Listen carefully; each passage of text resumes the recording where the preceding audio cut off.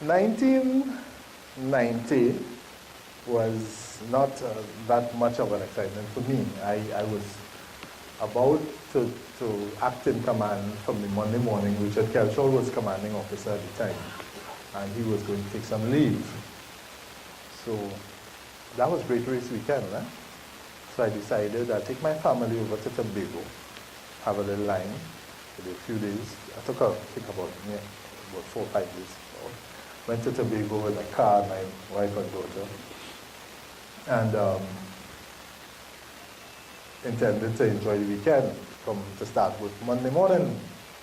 Well, I went to visit the Coast Guard base, and then I left there. I went to visit Julian Spencer, Major Spencer's mother. And while my wife and I were at Sir Spencer, Coast Guard in Scarborough called and asked me if I'm near television. So I said, turn on a television. So I saw what was happening. My mind immediately ran on what will happen in Tobago. This was near 6. The ferry is supposed to be arriving pretty soon. So I left, went back to the base, Coast Guard base. So I need some men. I want to make radio contact with the ferry. Well, I expected the worst. If these guys time this thing properly, they should have a sign coming up on the ferry. So I got some men, tell them trying to make contact with the ferry, tell the ferry don't come alongside. I think the captain of the ferry take us on. Yes, steaming happily inside, man. Meanwhile, I went across to the Scarborough police, chaos and so on inside there. I just recorded my name in the book that I was here and left because there was real mayhem in the Scarborough police station. I went back down to the port. So, the Coast Guard fellas armed and so on. Ferry come,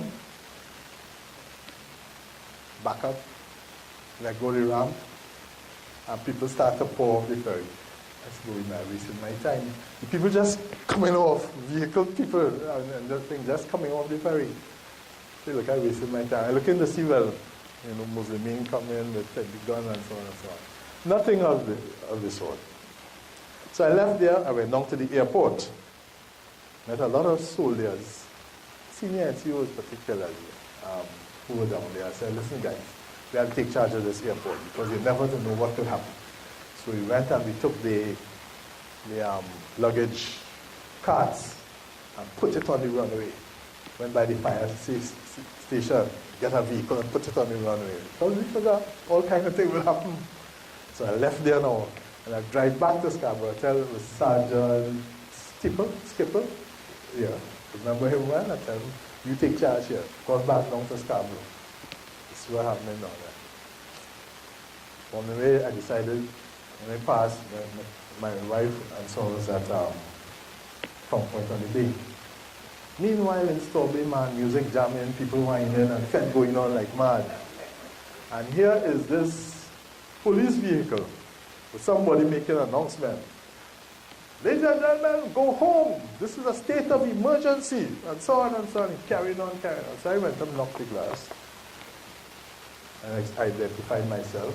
So here you making an announcement for a state of emergency. Where you get that?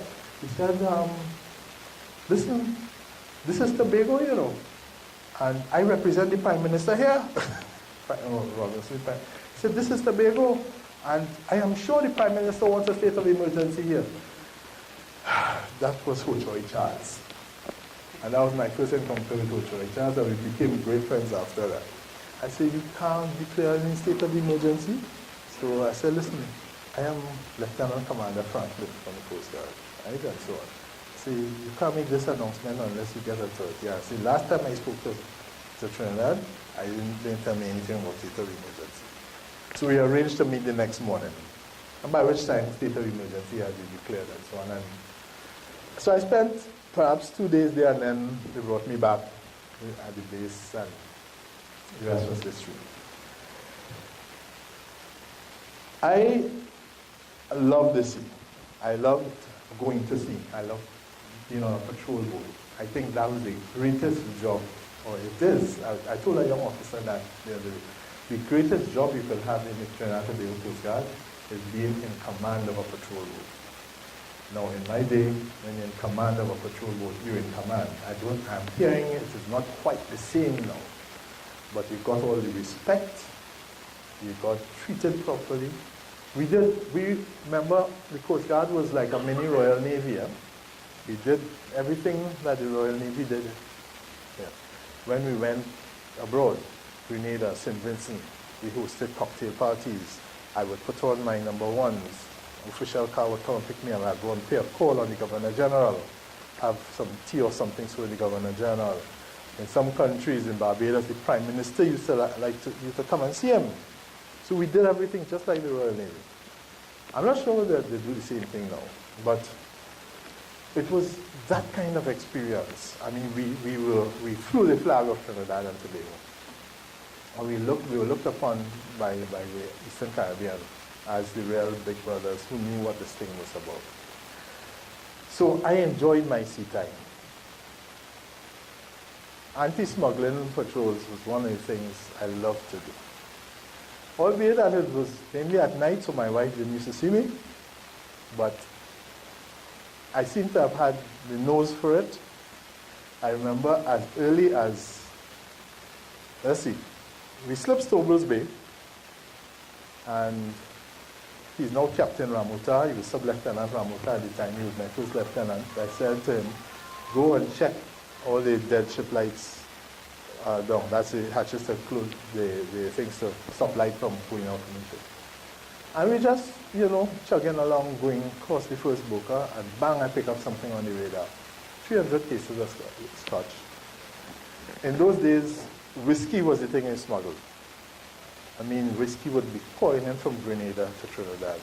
And you just had to work out the maths. They had to come on, you need something to help guide them. The light of Shaka Shakari was it. So you had to position yourself and use your radar and so on. So it was fun. It was fun. People always also being smuggled. Human trafficking is not a today thing. It was happening a long time ago. One of the most embarrassing, and today I still feel the embarrassment when I think about it, I talk about it. I was fairly new in command of a patrol boat. Didn't have a lot of experience on what was going on at sea in the night. So I'm traveling west past Point Berlin, and I pick up this contact on my radar about 2.5 miles away. So easing up on it, but the thing is not moving. So I went up, eased up to it, put on lights, and there was this boat with this guy and 3 women. Women with head tie, suitcases. So they're south of Monas. So I asked them, what are you doing out here? What happened? So I said that he broke down. He was going from the yacht club to Monas, and he broke down and he was drifting. Put a mechanic on board, tried to start the engine wouldn't start. So I decided I will tow you as close as I can get you into the Monas, and you'll have to use your paddle and the thing and try to get to there. Which I did, and I thought I did a good thing for the night. So next day I went on my patrol and so on. Next day I came back and I was writing my report. Name of the boat and the name and man. I wouldn't call the man's name and so on. But that is the commanding officer, who knew the Williams at the time, called me and said, you pick up this man? I said, yes, and I helped them into. So you know who this man is? No.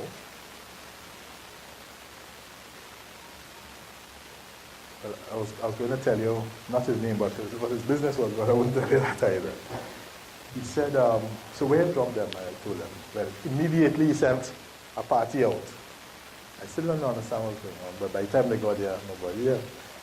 Guy was smuggling in women from Venezuela to work in clubs in Port Street, right? So that was going on a long, long time. And the whiskey, the guns, that was going on long. Drugs, late in my career, the coke started coming across, but Trinidad was marijuana. The coke started coming, and then opium, one or two bits of opium. But that was a threat. That the threat we had, and remember in those days our territorial sea was 3 miles, right? It's after the 1982 convention, in all sea we claimed 12 miles. So a lot of things happened out in the Gulf of Paria, where they call high seas, that patch of water outside there.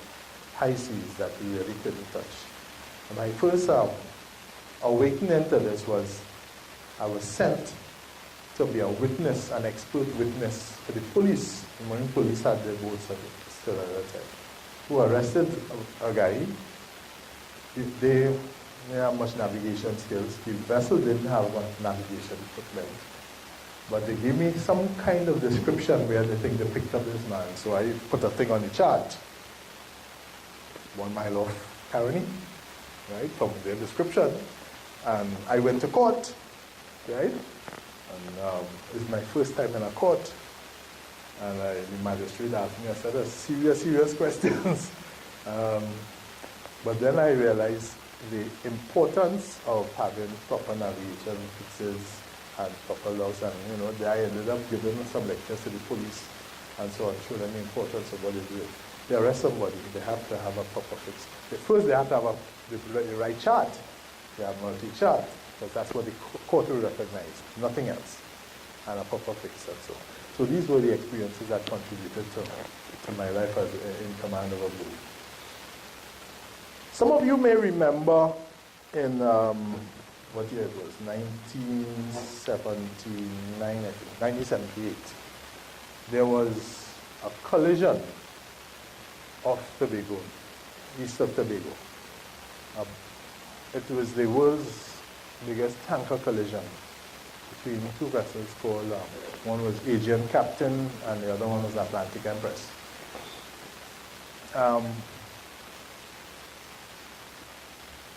I don't know, anybody here can remember that? Yeah? I was duty commanding officer that night. We had that function you had to perform so that the CO wouldn't be disturbed when something happened. They called it the DCO. Let him come and sort it out. So I was the DCO, and Stobels called and said the North Coast told them they think they're hearing a mayday. So I went down to Stobels Bay and tried to see what I could hear and so on. Signals broken, not very clear, so I decided I will take a patrol boat and go on the North Coast to see if I could get a better signal. So I scrambled what little crew we had in Stobels Bay. I had no other officer available. I had a couple of senior rates, and I went out. Yes, I had one. He's deceased now, young Mr. Legal, Midshipman Legal. Yeah, so we went on the North Coast, and I began picking up a little bit of traffic from North Coast talking to another vessel. But as I broke Corozal Point, I was seeing a little glow on the horizon. So I just continued going. So staying back to Stobels that, this is what we saw, I saw, and I just continued going. Well, it turns out that there was this, I came upon a tanker listing on fire, and so on fire in the water and all that. The other one was a little bit of adrift. And before I got to the tanker, I picked up a life boat with about 20 passengers, survivors on board. Then, as I got closer, there was a life raft floating with a few people. I picked them up. So we went close to the tanker, had a look around, and spent about 15 minutes. Decided, let me take these people to Scarborough Hospital. Now, in those days, the communication on board the Coast Guard boats were too hot. So I had to depend on the regiment in Tobago to relay information and arrange to get an ambulance at the port and all that. Just as I engaged the engine to leave, I heard a voice. Uncanny. I heard a voice. can't tell you what the voice said. I heard a voice. So I stopped. Turned back. Turned on the searchlight. Looking in binoculars. Look over around. Spend another 10 minutes there. Say, all right, let's go. As I move out, I heard the voice again. Came back. Spent a lot longer. I called the captain or the first mate or thing. They're Greek, so I called them up, gave them the loud hailer, said, look, call, see if anybody is there. No answer. So searchlight, searching. Spent a good while there. Said, let's go. Engaged, I heard a voice. I turned to my cops and I said, you heard something? But every time I asked him, he said, no. I told everybody, quiet on the bridge. You heard something? He said, well, I'm not sure, you know, sir. Maybe. I went back again. Suppose this is the gunnel of the boat. You know what I mean by the gunnel, right? Right up by the bow. This is what I saw. 3 fingertips. That was the captain of that vessel. Right up there. So I went around the other side of the vessel because the boat is listed to starboard. I went around. There was a little gap because this boat was carrying naphtha and it was in the water and was burning. So there was a little gap and I eased in and I saw the man up there. I pick a spot, put my boat partly alongside, I shout at the man, he just let go and tumble. And sailors were there to catch him right at the end and pull him on board. And that was the captain of the ship. He was pretty badly burned up, but he survived. I think, I took everybody to Scarborough, and for that I got a national award the following year. So these are some of the weird little things that have happened to me in my life. Glafki is another one, as asking Gaylord whether they remember the Glafki that hit another vessel right here and sank. And nobody knew about it. But I was in Stoble's Bay that night, and Marvin Williams was in Stoble's Bay, and I said, there was a strange bit of traffic on the radio. I just wanted to take a vessel and go up to 5 Islands and see. And no radar, and I'm just going up there, and something said, turn on your searchlight. And straight ahead is this boat down in the water. And rescued about 8 people out of the glass. It hit right there. I think some people on the other vessel died. So this was the kind of exercises I did, and every bit was a learning experience, and it added on to what I thought was my competence as a ship's captain. I did some things that, in hindsight, as I got a little older, they say, you know, age brings reason. I was on patrol in Tobago, and one of my engines was giving trouble, and technicians were working on it, and a boat ran up on the Boca Reef, on the eastern side of Boca Reef. He was coming from Barbados. Something happened with him, he ran up. And I decided I'll go and try and pull it off. I had with me Reginald Williams, that's Mervyn Williams' son, a daring young officer. So he said, Reggie, we're going to pull this boat off. But I have one engine. And I went and I fitted in between the reef and a rock that would have been about 80 to 100 meters away, and pulled this boat off. And pull it around to Stormy and so on. Some weeks later, I said, boy, Franklin, you could do real stupidness, you know, boy. That, I think as I got older, I would never dare to do something like that.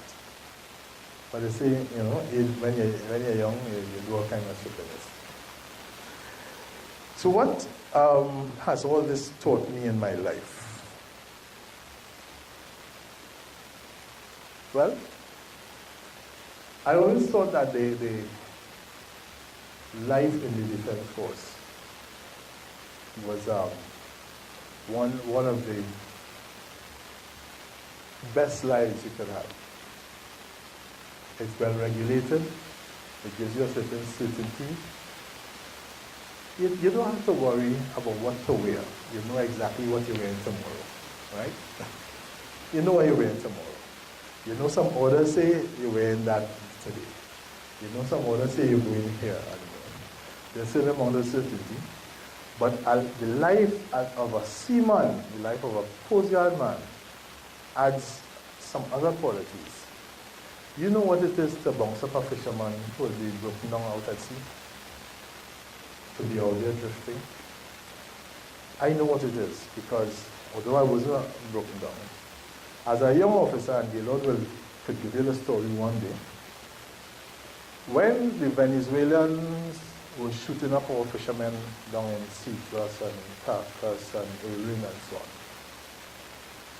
on, a party of Coast Guard men, led by one Lieutenant Gaylord Kelchol, and including one Midshipman Franklin, and about eight, I can't remember how many others, but 8 others, went down to Citrus. We spent a week down there with them to go and see what was happening outside there. And we all went out, one in each boat, and we went from Citrus.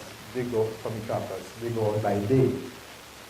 Guys from Irene go out by night, right? Guys from Citrus, we go out by day, they put the wire out. The line is wire, yeah? And we're waiting to see Guardia Nacional or some Venezuelan bandit. Because we were armed. Well, probably word got out that we were wrong, so they never came. I mean, when you think about it afterwards, what the hell we were doing outside there? What was the point? Suppose they really came, what was going to happen? Right? But 2 years later, I was doing the same thing. This time I was in charge of the party out of Erin. And we would go out there. Those guys use nets. And we would put the net out. One man in each boat. Put the net out. I had a lantern on the end of the net, a lantern in the boat. Most of the times the lantern go out. And lie down and you cover yourself with plastic. Right? I say plastic because I'm really fish out, eh? And you're there and you smell the school of fish when they pass, you get seasick sometimes. And so on. And you're there in the night, and sometimes you wake up, you see a big supply boat, you might be bearing down on you. And so it was dangerous out there. The Guardia never came. But being outside there, the night the rain pour down, soak you down, sun come up, you dry out. Then you understand what a fisherman, and David is a fisherman. He knows what it is to be outside there and persevere with, right? So you get that kind of compassion. That I used to tell people, boy, do it envy fisherman the price of the fish, The life hard. It's hard work outside there, and it's dangerous, right? So you get this kind of compassion. And they say men of the sea are all brothers, eh? Whenever you're in a fishing boat, a tug are a big thing. So we flashing about in our nice fancy boats and a lot of speed and so on. We got to understand what it is to be like, to be earning your living outside it. What else is given? I think you could sum up all of that in terms of leadership, right? You learn to lead them. I always had this saying, forgive me, David, that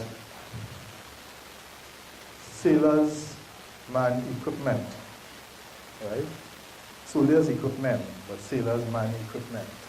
But equipment could only work if the man can make it work.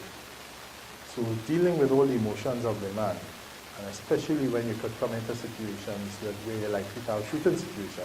Like for example, I went to Guerrero.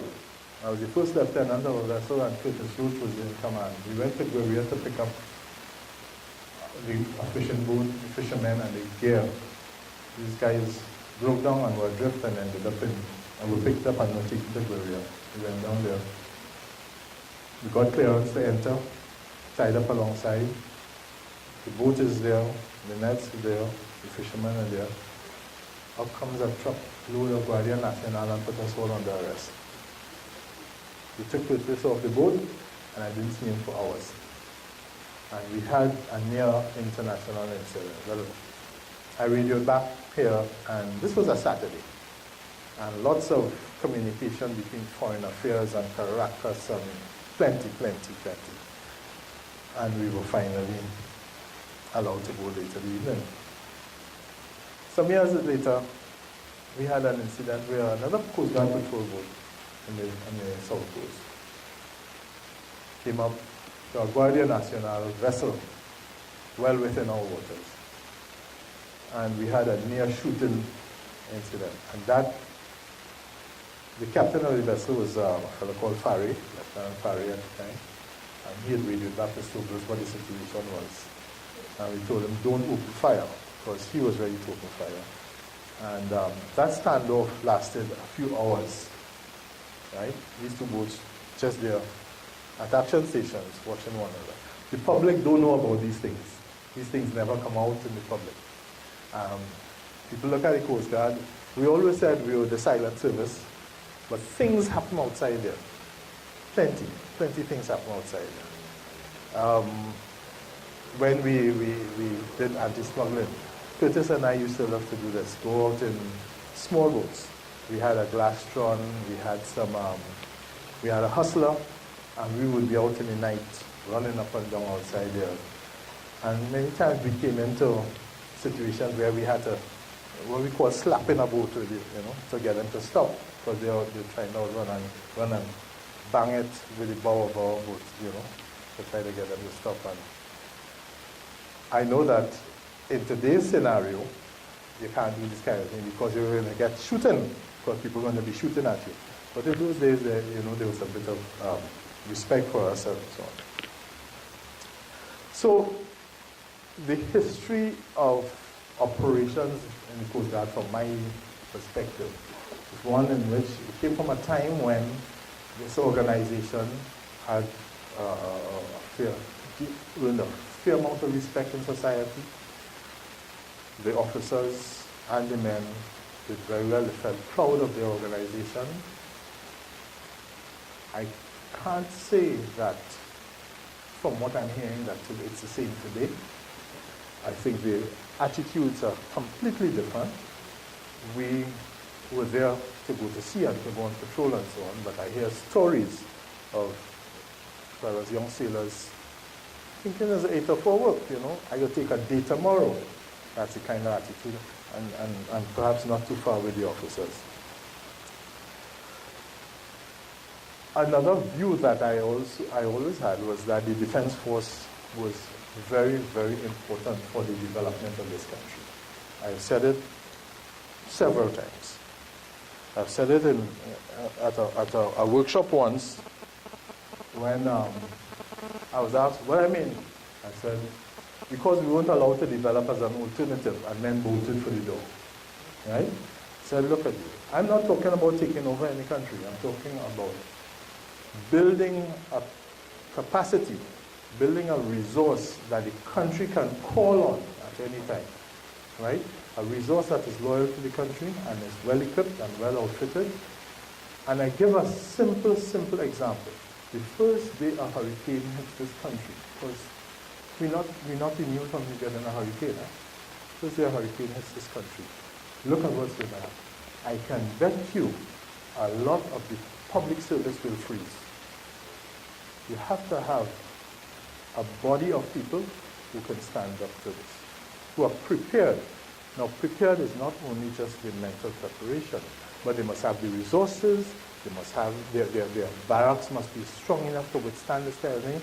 The men must feel comfortable that their welfare will be looked after, because they are required out there while their wife and so on struggling, which means a certain kind of allowance for housing and so on must be made for an individual who is in the Defense Force, because he is required. Country requires it. So, my question is, Is the defense force any better today than it was in my time? When I look at my time, what the threat was some smuggling. Search and rescue was our big thing. We did a lot of showing the flag and so on. Today,